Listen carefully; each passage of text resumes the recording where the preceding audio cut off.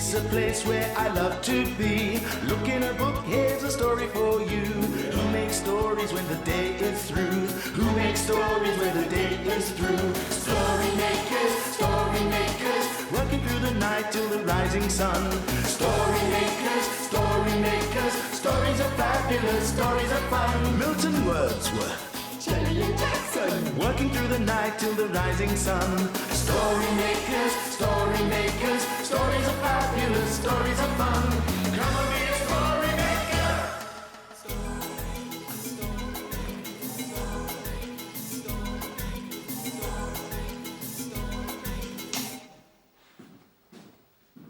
Story makers.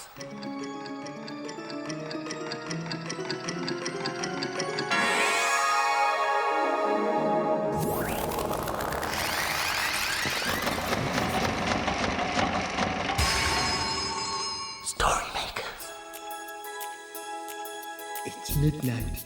Hello. Has everybody gone?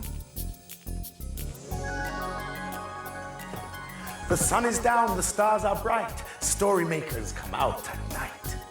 Welcome one and all, Milton Wordsworth, story maker and magical maestro at your service. Hello, Milton. Jackson, what do you think? Think about what, Milton? My new look, of course. I like it. Really? What in particular? Can you help me? What is different about Milton? Is it his clothes? No. What's that? His hair? Milton, what have you done to your hair? I haven't done anything. The hairdresser did it. So, what do you think?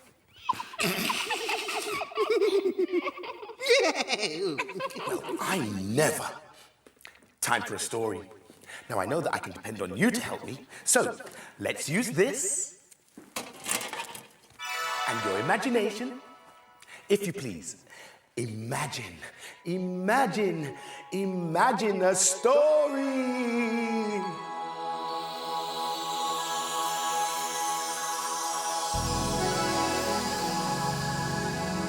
It's a playbook.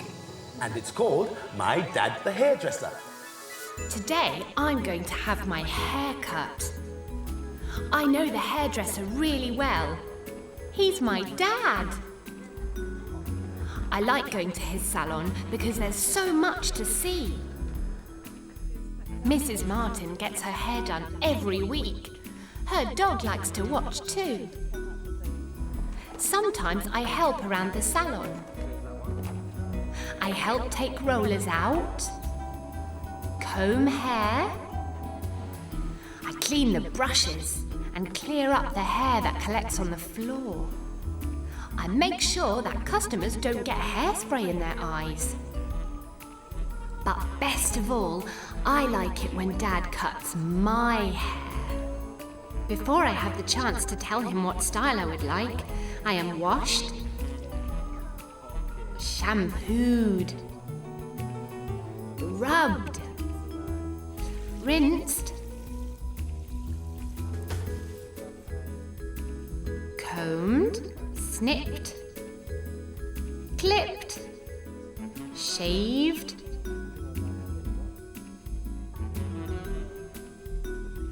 and tickled. I know I will look fantastic because Dad is a great hairdresser. Thanks, Dad. Oh, Milton. I think I like your hair. Really? Yes, it is growing on me. Well, I rather hoped it would be growing on me. Oh, I wish I could change the color of my hair. Why? Your hair looks great in pink. I just fancy a change. But what color? I quite like blue, but then red is nice, and green is one of my favorites, and so is yellow, and which one? How about something like this? It's a magnificent multicolored wig. I'm not wearing that. I would look like a clown. I know. What? Shall we use this to make a story instead? Oh, yes, that's a much better idea. Here we go again. Are you ready? Imagine Imagine a story.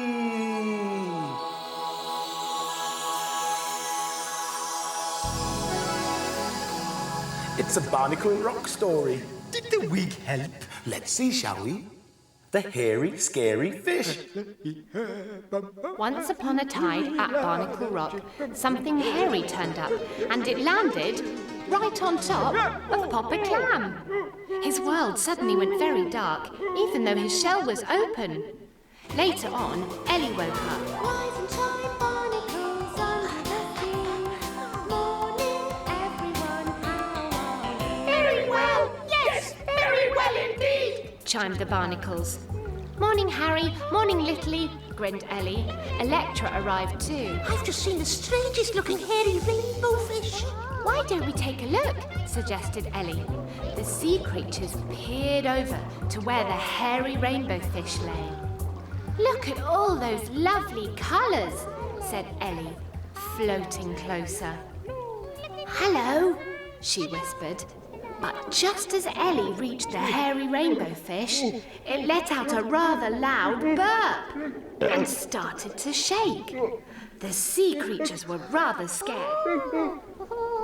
Suddenly, there was an "Help!" cried Papa Clam, who appeared briefly from under the hairy rainbow creature. Look, cried Ellie, it's Papa Clam! But Papa Clam was gone. Whatever shall we do? Hissed Electra. Ellie thought for a moment. We'll have to send for Gruff, Gruff, are you there? called Harry. What sort of kerfuffle? Grumbled Gruff as he swam out from behind his slimy stone. Oh, Gruff, you have to help us, wailed Ellie. Papa Clam has been nabbed by a hairy rainbow fish. Stand back. Gruff grunted. The sea creatures watched as he swam up to the hairy rainbow fish. He puffed it just far enough away to free Papa Clam, Thank you, Gruff, me old mate. said a very happy Papa Clam. Oh, all of a sudden, everything went dark. Something must have landed on my shell. He said. It was a hairy rainbow fish, Ellie told him. See for yourself. She nodded to the place in the distance where the hairy rainbow fish lay.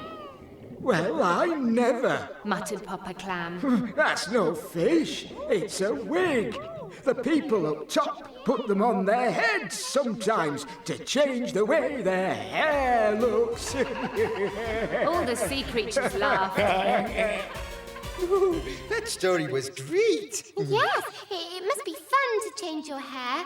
Look, long hair, short hair, Curly hair, straight hair. red, yellow, black, even blue.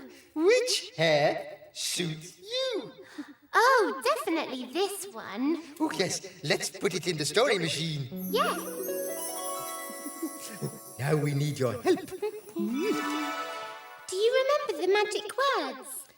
Imagine, imagine, imagine a story.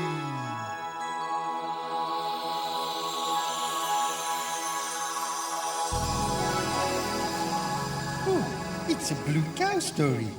Blue cow and the Yeti. I wonder what a yeti is. Well, maybe the story will tell us. In a field not so far away from you is a herd of cows grazing quietly. They munch and chew on the lush green grass and are just like any other cows you could find. But one of the cows is different from the rest. Blue Cow wonders what on earth is out there in the big wide world beyond her field.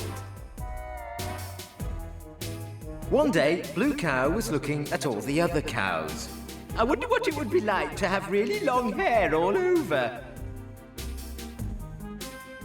The other cows sighed and shook their heads. She's off again. I wonder, said Blue Cow. Well, I'll never know unless I go. So Blue Cow caught the bus that stops beside her field. I'd like a return ticket to see a very hairy creature, please. There you go, madam. Hold very tight. And they set off for a very strange place.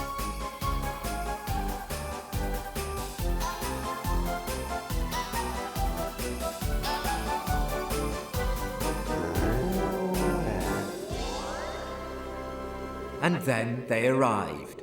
When Blue Cow got off the bus, she could hardly believe her eyes.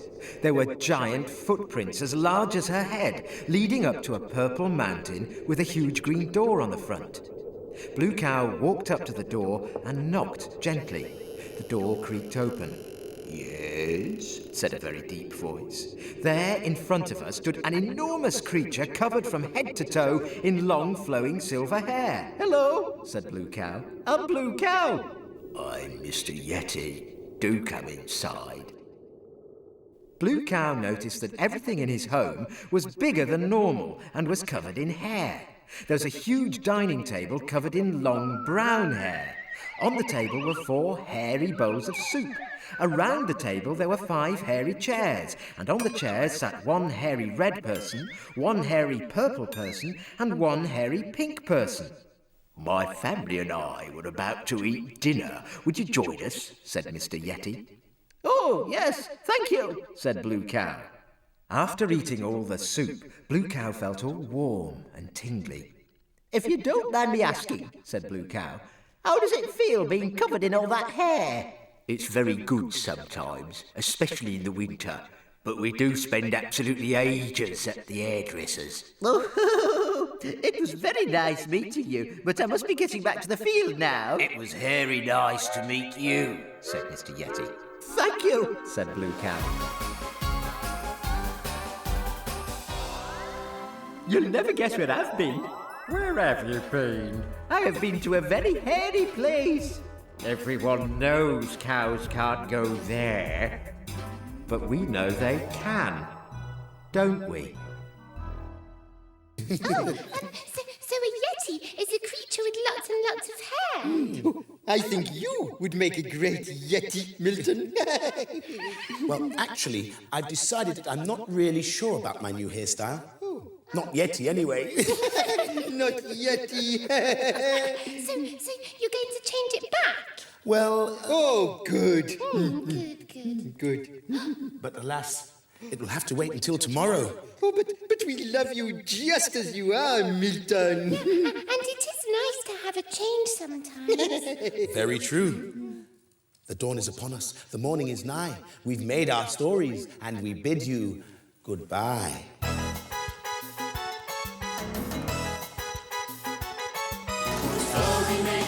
Story makers, working through the night till the rising sun. Story makers, stories are fabulous. Thanks for helping. Bye, story makers. See you again soon.